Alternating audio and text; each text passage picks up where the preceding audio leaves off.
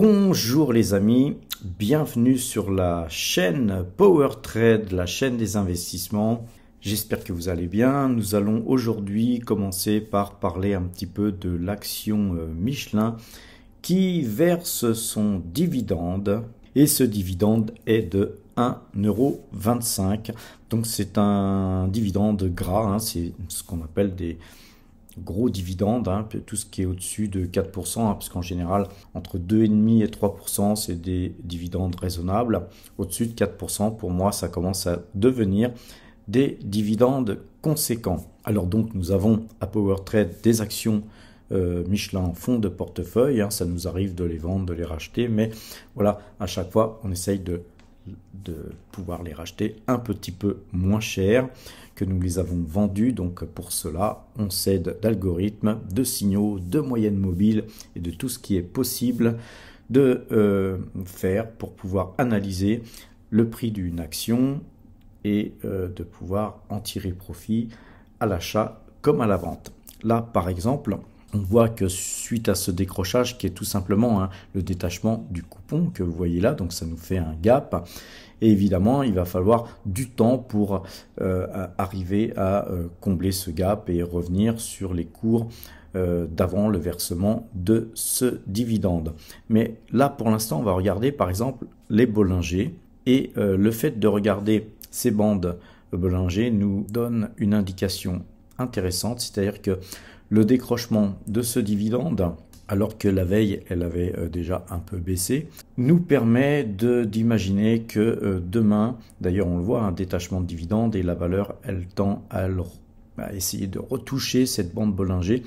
D'ailleurs, elle l'a touchée, mais elle est repartie un petit peu à la baisse ensuite. Mais voilà, donc ce qui peut se passer, c'est que demain, les cours cherchent à revenir à l'intérieur de cette bande Bollinger. Et donc, il était possible, au moment du détachement du dividende, ce matin de bonne heure, d'acheter Michelin pour jouer ça. Maintenant, voilà, il existe quand même un danger à ça, c'est que tout simplement, cette bande Bollinger s'écarte et que les cours continuent à baisser. Donc moi personnellement sur cette configuration là, c'est pas ce que je ferais. Je ne fais qu'encaisser mes dividendes aujourd'hui. Et d'ailleurs, allons voir un petit peu le graphique avec Ichimoku et on voit que effectivement sur Ichimoku on est plutôt sur un signal de vente. Donc on n'est pas là à tenter des achats à contre-courant sur un titre pareil, surtout quand on l'a en portefeuille comme moi. Donc j'encaisse les dividendes et j'attends de voir. Voilà, parce que on ne pisse pas contre le vent, je vous le rappelle. La moyenne 2 jours, 12 jours avait croisé déjà donc hier et en fait voilà, donc on est sur un signal de vente. Globalement on voit que le Directional Index Mouvement lui aussi est vendeur. Donc pour moi on doit attendre avant d'acheter ce titre et par contre effectivement c'est un titre qui est assez intéressant à mettre en fond de portefeuille et on va voir pourquoi. Alors la première raison, c'est que cette entreprise Michelin est d'ailleurs une très très vieille entreprise française, donc c'est une société qui n'est pas prête de couler demain. Donc ça c'est le côté aussi très positif d'investir sur des sociétés qui ont un business durable dans le temps. Et on voit que le PER de cette entreprise est en dessous de 10. Moi ça me plaît bien, des PER en dessous de 10. Et donc si elle baissait encore un petit peu, on pourrait l'avoir, là on a déjà un PER de 9,78, si on pouvait avoir un PER en dessous de 9,50, ça serait parfait. Ceci dit, il y a un moment donné, sur signaux graphiques, quand bien même on aurait un PER de 10 ou plus, c'est une société que voilà, qu'on peut mettre en portefeuille si on ne l'a pas. Ou tout simplement, comme moi, on peut se permettre de compléter sa ligne suivant les cours affichés. Donc ça, c'est un premier point que moi je juge favorable, c'est le PER qui est relativement bas, mais aussi on a un rendement de 4,83%. Donc évidemment, 4,83% sur une année. Donc là, le dividende vient d'être versé. Donc à partir du moment où on viendrait à l'acheter aujourd'hui pour attendre le dividende l'an prochain, évidemment, ça serait du 4,83% pour 12 mois glissants.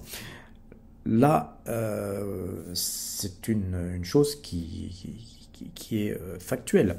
Maintenant, si on achetait cette valeur au même prix dans 3 mois ou dans 6 mois, on va dire dans 6 mois par exemple, eh bien si dans 6 mois Michelin était affiché à 27,42 €, puisque Michelin cote 27,42 € à l'heure où je vous parle, eh bien en fait, pour percevoir ce dividende 6 mois après seulement, on pourrait donc multiplier par 2 ce rendement affiché, et donc on serait plutôt proche de 9%. Et donc voilà, ce qui est sympathique aussi, c'est de pouvoir analyser les dates de versement des dividendes de certaines sociétés par rapport à leur cours affiché. Donc là aujourd'hui, comme je vous le dis, je ne suis pas encouragé, et j'encourage personne d'ailleurs, à acheter ce titre après qu'il monte ou qu'il baisse. Pourquoi? Parce qu'on est loin du prochain versement du dividende, d'une part, et que d'autre part, il y a des signaux de vente. Donc soit on attend des signaux tout simplement positifs, des croisements de moyennes mobiles ou peu importe les systèmes que vous employez, pour rentrer sur cette valeur. Et là, on cherche à rentrer sur du trading pur et d'essayer de scalper une somme d'argent et puis sortir. Ou soit on attend aussi un prix beaucoup plus inférieur à celui d'aujourd'hui pour pouvoir rentrer à bon compte. Ou, dernière possibilité, c'est qu'on attend des cours relativement raisonnables, voire même largement en dessous de ceux affichés aujourd'hui, mais dans 6 mois ou dans 8 mois, en attendant le prochain versement du dividende. Comme quoi, il n'y a pas seulement les paramètres de PER, niveau de rendement, etc., qui sont importants. Il y a aussi le timing dans lequel vous rentrez sur un titre. Et là, on parle en l'occurrence du titre Michelin. Alors, Michelin, c'est une société aussi de gagne-petisme, dirais-je. Cette société a des marges relativement faible. Par contre, elle fait beaucoup de volume et c'est grâce à ce volume effectivement que bénéfice il y a. Ce que j'aime bien chez Michelin aussi, c'est que c'est une société qui est peu endettée, très peu endettée, et de l'autre côté, elle a même tendance à réduire son endettement, comme on le voit d'ailleurs sur ce graphique. Niveau dette nette, on voit qu'en 2022, et 2023, on voit qu'il y a une baisse d'environ 15 ou 20% et que cette tendance en 2024 jusqu'à 2025 est en train de se confirmer. Alors, autre point positif sur cette valeur, c'est le ROE. Moi, comme je vous le dis souvent, j'ai besoin de voir des ROE quand j'investis sur une entreprise supérieure à 10 et si possible même supérieur à 15. Donc là, on est dans la norme. Donc effectivement, sur le long terme, on peut acheter Michelin même au prix affiché aujourd'hui, après d'ailleurs le dividende qui vient d'être versé. Alors les amis, il est 16h43, on n'est pas encore à la clôture des marchés, mais pour gagner du temps, regardons un petit peu le tableau récapitulatif de nos valeurs. Aujourd'hui, nous n'avons rien acheté, rien vendu, mais par contre, le dividende Michelin, vu que nous avons 340 Michelin sur un PEA, ces actions Michelin nous procurent donc aujourd'hui un dividende de 425 € qui est tombé dans les escarcelles du compte espèces, et donc nous affichons aujourd'hui 41 978 € d'espèces et donc ça représente 5,18% en termes d'allocation d'actifs. Notre résultat depuis le 1er janvier 2023 s'élève à plus 8,36% de gains, et en euros, cela nous fait 62 1533 € de gain. Et à présent, jetons un petit coup d'œil du côté de Metastock afin de voir les graphiques des indices que nous suivons habituellement, et en l'occurrence le CAC 40 l'a affiché sur l'écran. Nous sommes toujours vendeurs sur le CAC 40 et il repasserait acheteur à 7439 points si demain ces points étaient touchés. C'est la valse des faux signaux en ce moment, et notamment sur le DAX. On a eu hier un signal de vente, et aujourd'hui nous repassons acheteur sur le DAX. Il repasserait vendeur si néanmoins demain 15 850 points étaient touchés demain. Sur le S&P 500, on est toujours acheteur, mais on latéralise sans même avoir de signaux. C'est assez presque incroyable. Et donc c'est assez sympathique de ne pas avoir de faux signaux sur toute cette période. Néanmoins, demain, il repasserait vendeur si 4110 points étaient touchés. Tout ceci nous amène du côté du compteur à pépette. Alors c'est pas la joie en ce moment puisqu'on a une série de faux signaux. Et donc sur le CAC 40, nous sommes encore perdants de 7 points sur le trade en cours, même si ça s'améliore un petit peu.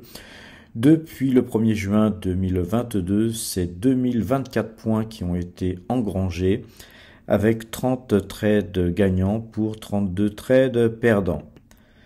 Pour le DAX, même motif, même punition, série de faux signaux. Là, ça fait le 4e signal qui n'est pas encore clôturé, mais enfin, bon, c'est pas la joie. Nous perdons 23 points encore sur le trade en cours, et c'est 1686 points qui ont été engrangés depuis le 24/10/2022. Pour ce faire, nous avons traité 16 fois gagnant pour 20 fois perdant. Pour le S&P 500, c'est 17 points que nous gagnons actuellement sur le trade en cours, et c'est 319 points que nous avons totalisé de gains depuis le 2 décembre 2022. Pour ce faire, nous avons traité 12 fois gagnant pour 15 fois perdant. Au niveau du Brent, nous avons tourné aujourd'hui acheteur, puisque le graphique que je vous avais montré hier avait un signal d'achat. Ça demandait une validation, une petite validation aujourd'hui. Elle a été vraiment légère limite, cette validation, mais on valide, et donc nous avons gagné seulement 0,22 pips sur le trade précédent, et actuellement nous ne gagnons que 0,02 pips sur le trade en cours. Ça nous fait gagner 24,04 pips depuis le 2 décembre 2022, et pour ce faire nous avons traité 11 fois gagnant pour 5 fois perdant. Le total de ces 4 indices que vous voyez à gauche, CAC 40, DAX, S&P 500 et Brent, nous fait gagner 4053 points depuis que nous traitons ces indices, c'est-à-dire depuis le 1er juin 2022. À présent, vous avez l'évolution de notre travail depuis le 1er juin 2022 avec un parcours erratique. Très bon début de parcours d'ailleurs jusqu'à la fin du mois de mars, et puis ensuite on a eu un beau pic de hausse, et puis là nous latéralisons avec des petites pertes et des petites pertes consécutives sur les derniers signaux en cours. Et bien sûr nous allons à un moment donné forcément avoir un bon signal. Le plus vite serait le mieux.